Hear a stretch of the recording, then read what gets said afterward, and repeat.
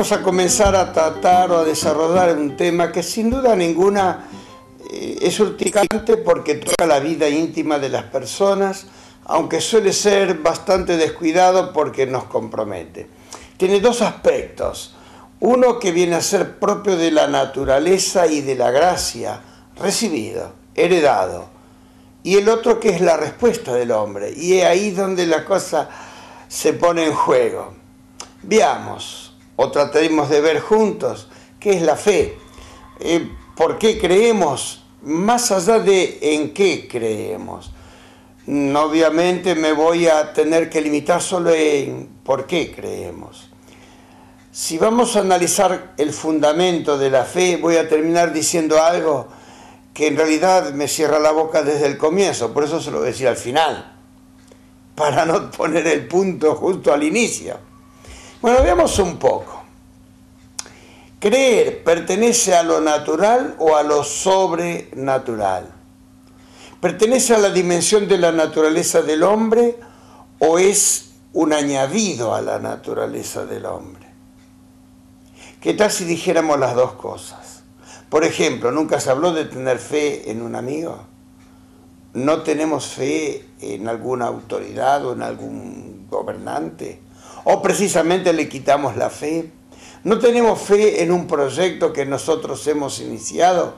Si no tuviéramos esa fe, tampoco tendríamos la esperanza de lograr un éxito, un resultado.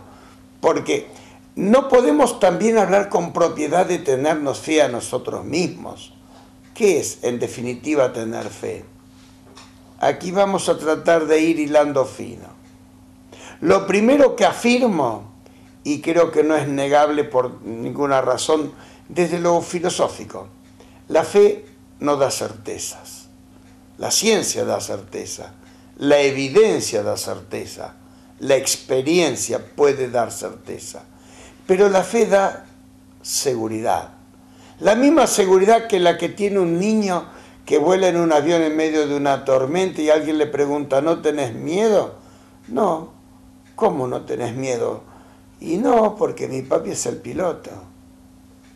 Eso no significa que el niño tenga la certeza de lo que el padre conoce, ni que el resultado finalmente sea el esperado, un buen resultado. La fe es la del niño con sus padres, que se aferra a ello para la seguridad ante un desconocido, ante un problema, ante una tristeza, y corre a sus padres. No es que cuando sea adulto no se tenga la fe en los padres, lo que pasa es que se ha ido sustituyendo paulatinamente en una fe en nosotros mismos. Y así pasamos de la anomía a la autonomía. Volvamos al tema de la fe, a ver un poco. ¿Hay alguna experiencia, conocen ustedes, de alguna experiencia religiosa en la prehistoria en Argentina? Me dicen, no, la prehistoria se originó allá en el Mare Nostrum, en el Mediterráneo, o en el norte de África para otros, o en el centro de Europa, donde se encuentran los grandes yacimientos arqueológicos, Lascaux, Altamira, Les Pugne, donde se han encontrado pinturas y esculturas. Ajá. Claro que sí. ¿Y cuánto tiempo tienen? Bueno, si hablamos del primer hombre, tendríamos que hablar obviamente del periodo prehomínido con el hombre de Heidelberg, está en Alemania, o ya de Neandertal, estamos en el centro de Europa. Para esa fecha hablemos 100.000 años atrás. También se puede hablar de homínidos de 2 millones de años, que el Lucy de África u otros datos de Pekín, de China, pero son hombres solo en la medida que se parecen en el cuerpo. ¿Cuál es el signo vital de la presencia del ser racional en la Tierra que llamamos hombre? Pues los signos de su producción, las herramientas en particular. Hablamos del hombre Faber o laborioso, que logra hacerse herramientas propias. Los animales pueden usar herramientas. Está visto como un mono puede bajar una banana de una planta o tirar una piedra para lograr un cierto propósito, pero no la fabricó, ni la rama ni la piedra, la encontró. El hombre fabricó con la piedra una herramienta, con sus distintos fines, la de cortar, la de herir, la de romper. Tenemos entre nuestros indígenas americanos muchas huellas de esa presencia de hombre llamado Faber. Pero hay una mucho más antigua, porque los tehuelches de nuestro territorio, los zonas de Tierra del Fuego, o los alacalufes, o los yaganes, por hablar de nuestra zona, no son tan viejos como lo creemos, ¿eh? Podemos darle 200, 300 años, si quieren un poco más, no mucho más. Han venido bajando del norte, llegando hasta aquí, hasta estas tierras australes, empujando uno a otro desde los mapuches y desde los incas, si ustedes lo quieren ver hacia el sur. Pero antes, mucho antes, ¿cuánto? 10.000 años atrás. Pongamos los 8 o 7.000 años más 2 de nuestra historia, después de Cristo, se hacen 10, digamos. ¿Y dónde se encuentran? En las pinturas del río que lleva ese nombre, por allá unos 70 kilómetros al este de Perito Moreno.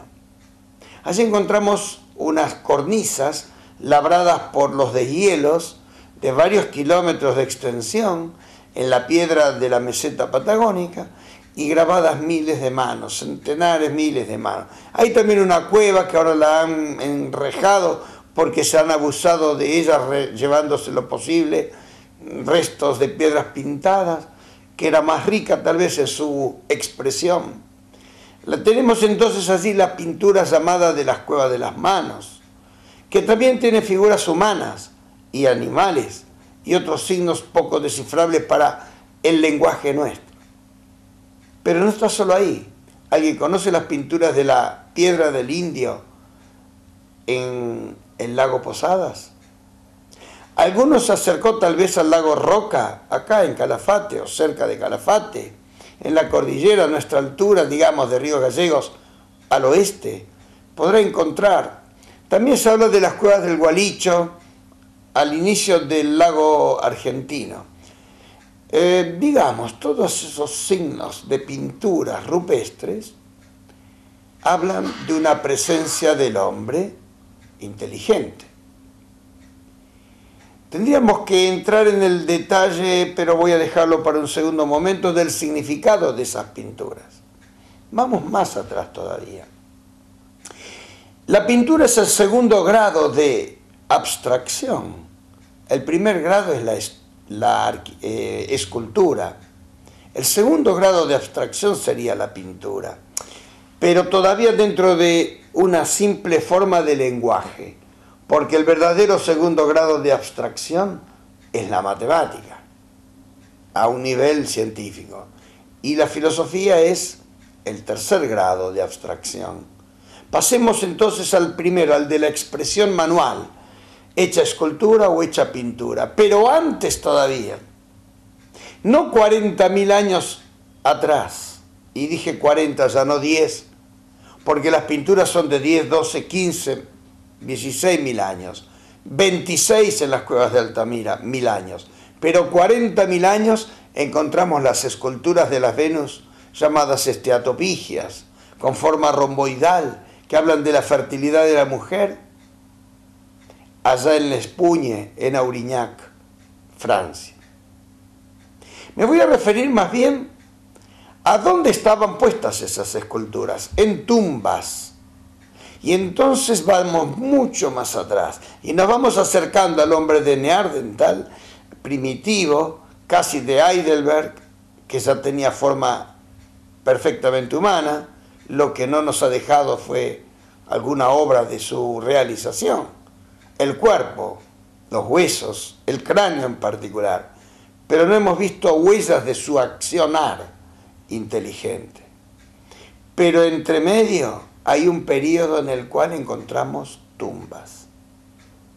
La tumba no la hace un animal, a no ser para esconder los restos de otro, que podría ser hasta de su propia especie, como quien guarda las cosas en la heladera, ¿sabían? Para volverlas a buscar cuando tenga hambre y no se las deprede otro. Ese es el verdadero sentido del enterrar pedazos de huesos y carnes. Es un depósito, pero la tumba, en el sentido propio de la palabra, que después vendrá con objetos que son significativos, como esas Venus que acabo de mostrar, de decir, de señalar. Ojalá pudiéramos poner alguna placa sobre esto mientras voy hablando, sería interesante para saber de qué se trata, porque uno dice, uy, el cura sabe un montón, dijo palabras raras, nadie entendió nada. Y resulta que estoy hablando de cosas bastante simples que las vemos incluso en internet o en cualquier enciclopedia de divulgación. Vuelvo al tema, ¿qué es una tumba? Sino la expresión de la fe en otra vida. Ahora, ¿a quién atribuimos esa otra vida? ¿De quién depende que sigamos viviendo después de esta vida? Y ahí tenemos que tocar a un ser absoluto, llámenlo como quieran. Así que el primer signo de que el hombre es un ser por naturaleza creyente está en la tumba. Y no me digan que no existen tumbas de todo tipo. Hay un filósofo griego, no quiero nombrarlo porque temo equivocarme, que dice, podrán ustedes encontrar una ciudad sin palacios, sin plazas, sin monumentos, sin escuelas, sin templos, pero nunca encontrarán una ciudad sin tumbas. La tumba parece ser algo propio de la humanidad en todas las culturas y desde hace un tiempo recóndito, antes todavía, digamos, de la historia, más allá de la prehistoria si quieren. La tumba es el primer signo de fe, de una creencia en algo que no se ve, que no se constata, pero se espera, y atribuible a un ser superior a uno, que puede dar origen a ese modo de ser después de la muerte. Los dejo con este primer pensamiento. La tumba es expresión de la fe. Por la fe.